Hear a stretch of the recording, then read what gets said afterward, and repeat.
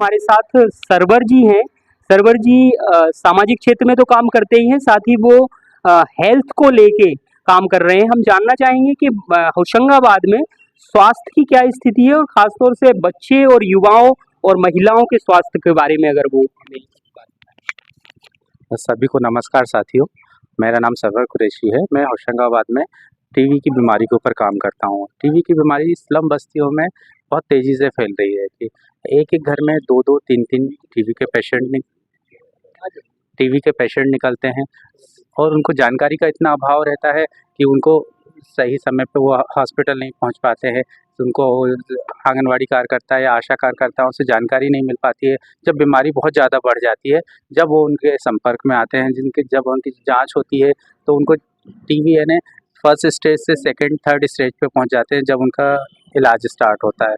इलाज स्टार्ट होता है तो जब दवा खाना चालू करते हैं तो दवा एकदम से शरीर में बीमारी काम कर रही है और दवा खाते हैं तो वो एकदम से और बिस्तर पे आ जाते हैं। उनको उल्टियाँ होना, चक्कर आना और घबराहट होना, ये टीबी की बीमारी की दवा खाने से उनको इस प्रकार की दिक्कत होती है, जिसके कारण उनको जानकारी नहीं रहती है, वो बीच में दवा छोड़ देते हैं, जिससे वो फर्स्ट कैटेगरी से सेकंड कैटेगरी में आ जाते हैं।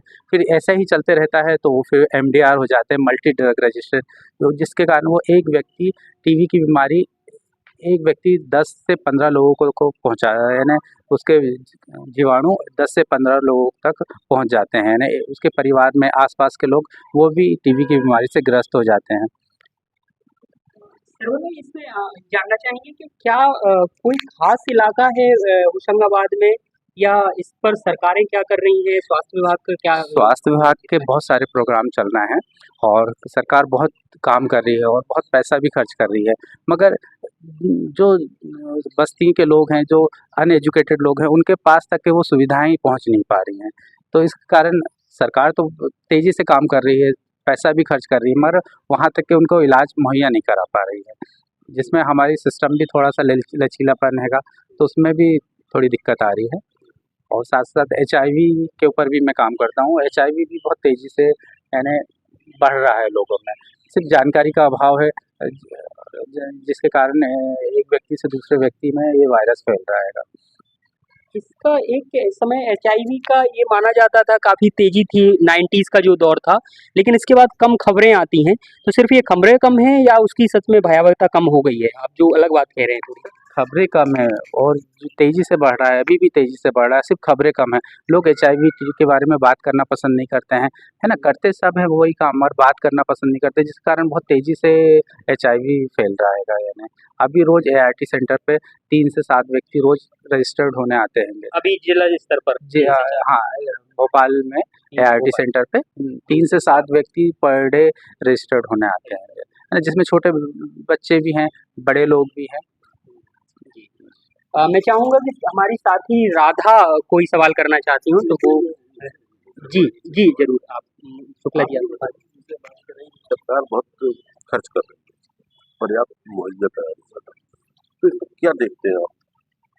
नागरिक यानी जागरूकता की कमी, नागरिक की कमी या सरकार के प्रचार की कमी या सरकार की पहुँच की कमी? सर सरकार की पहुँच की कमी भी है और नागरिकता के जागरूक की भी कमी है इसमें तो सर, है दोनों कमियाँ हैं सर। बहुत सारे लोग सारे साधन है, सारी बातें हैं, तो फिर क्यों वो काम नहीं कर पा रहा? मतलब उनको काम करना चाहिए। सर जो पेशेंट होते हैं सर उनकी प्रॉपर काउंसलिंग नहीं हो पाती है, उनको ये पता नहीं रहता है कि यानी दवा खाने के बाद क्या साइड इफ़ेक्ट होंगे और दवा छोड़ने से क्या साइड इफ़ेक्ट होंगे, उनको जानकारी का अभाव रहता है। उनको थोड़ा ऐसा लगता है कि दवा खाने से कुछ प्रॉब्लम हो रही है, तो वो दवा खाना बंद कर देते हैं। जैसे फिर जो आशा कार्यकर्ता है या आंगनवाड़ी कार्यकर्ता है या स्वास्थ्य विभाग के कोई जाता है उनके पास कि भई दवा खाओ, तो बोले हम पहले तो अच्छे स्वस्थ थे, जब से दवा चालू करे तो हमको और ज़्यादा प्रॉब्लम हो रही है। ये आपने बात की ट्यूबरकुलोसिस, जी सर। मतलब मल्टी ड्रग रेजिस्टेंस। जी सर, जी सर। एचआईवी में तो ऐसा कोई मतलब हाँ सर, एचआईवी में भी है। वायरस जी सर। ठीक है ना? जी। उसका कोई ट्रीटमेंट है नहीं अभी। नहीं उसके सर हाँ, रेट्रोवायरस थेरेपी उनको दी जाती है उसको कंट्रोल करना और दवा दी जाती है सर। ये आपने जो कहा एमडीआरटी के बारे में ठीक है, मैं मान लेता हूँ, लेकिन इसके बारे में आप कह रहे हैं कि एचआईवी केसेस भी डेली निकलते हैं 5-7 5-7, क्योंकि एक चिंताजनक स्थिति है ना एक छोटे से जिले में। और ये सिर्फ होशंगाबाद सेंटर की बात है या और तमाम नहीं, ये सर भोपाल की बात है। भोपाल इंदौर जैसे बड़ी जगह है, भोपाल इंदौर में ये निकलते हैं। जो आप बात कर रहे हैं 5 से 7 ये होशंगाबाद जिले के भरी टेस्ट वहाँ से होता है। नहीं सर, वो होशंगाबाद के होशंगाबाद में होते हैं, भोपाल के भोपाल में। तो भोपाल में मेन सेंटर है हाँ जी सर। होशंगाबाद जिले में लगभग कितना मतलब HIV? सर HIV के लिए मैंने भी एक यहाँ पायलट प्रोजेक्ट किया था, तो जिसमें मैंने 6 महीने में कम से कम 8 से 10 पेशेंट निकाले थे यहाँ पे। यानी एक फैमिली में ये जहाँ कचरा घर है वहाँ पे 2 फैमिली को निकले थे, यानी हस्बैंड वाइफ को दोनों को। हाँ, सेक्सुअली ट्रांसमिटेड है या और भी आजकल मतलब विभिन्न तरीकों से ट्रांसमिटेड है कि मई जैसे मतलब यानी सर्जिकल इक्विपमेंट से हो जाता है, ब्लड ट्रांसफ्यूजन से हो जाता है ना, और सेलून इक्विपमेंट से हो जाता है। नहीं सर, आजकल ये सबसे नहीं, क्योंकि सर आजकल यूज एंड थ्रो वाली नीडल आ रही है, ब्लड बैंक है, जांचा परखा ब्लड चढ़ रहा है सर। और गर्भवती महिला से होने वाले बच्चों को भी नहीं होता है, क्योंकि पहले ही सब टेस्ट हो जाते हैं। और एक prevention of parents to child transmission एक ऑर्गेनाइजेशन एक प्रोग्राम आया है, जिसमें पहले ही गर्भवती महिलाओं की पूरी जांच हो जाती है सर। हाँ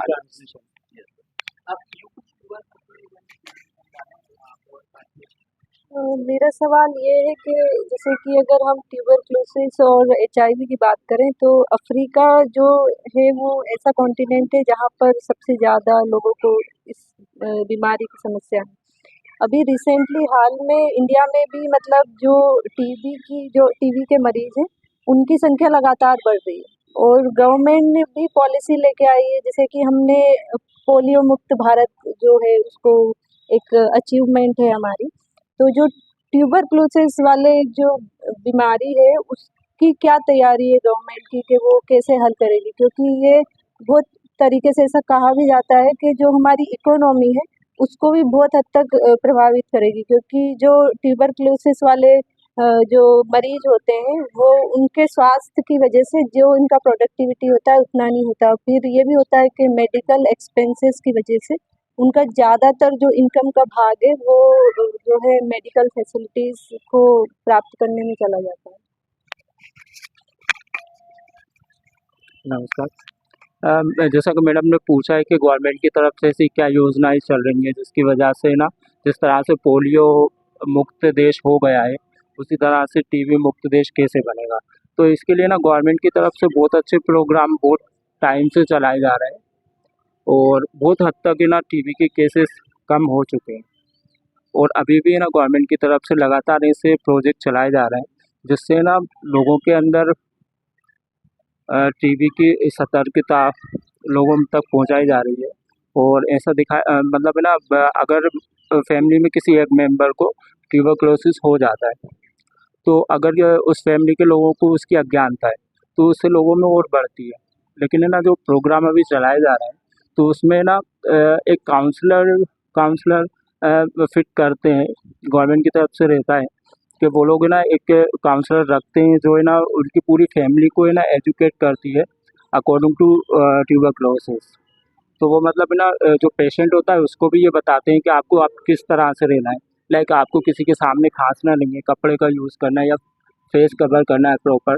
तो इस तरह से अगर है ना जो ट्यूबरक्लोसिस का पेशेंट रहेगा उनको हम एजुकेट करेंगे तो डेफिनेटली ना आने वाले टाइम में ये केसेस कम होते जाएंगे। अभी कारण ये है कि लोगों में ना अज्ञानता है बहुत ज़्यादा और कुछ ऐसी जगह हैं जहाँ पे ना बहुत ज़्यादा गंदगी होती है, पूरी बस्तियों का जहाँ पे गंदगी आती है लोग वहाँ पे अपना जीवन यापन कर रहे हैं।